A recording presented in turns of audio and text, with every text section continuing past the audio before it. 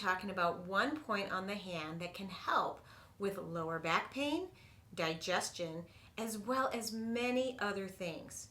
My name is Kelly Goetz, and I'm an Eden's Energy Medicine clinical practitioner. I'm on faculty in the Eden Method program, and I love empowering people with simple things they can do to support their own body and their own energy system.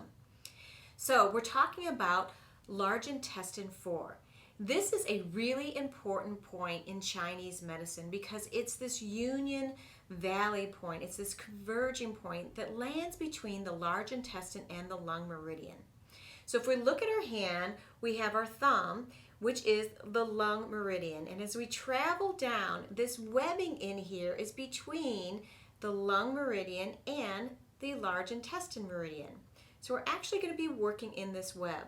Now I like to close my hand and see where that crease actually lands, and that's where I'm going to rub.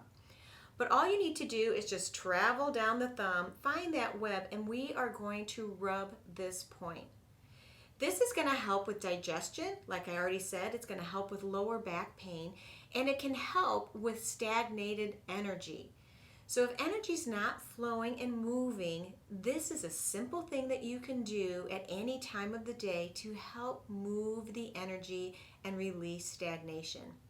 Now, we always want to work both hands, so we're going to come again in that webbing between the lung meridian and the large intestine meridian. We're going to come right in the webbing and we're going to give that a rub. I'm going to turn my hand around and I'm just going to rub in there.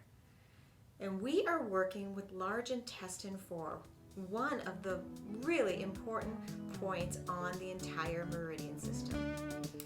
My name is Kelly Goetz. Thank you for learning with me, and I am wishing you an infinite love and gratitude day. Bye-bye.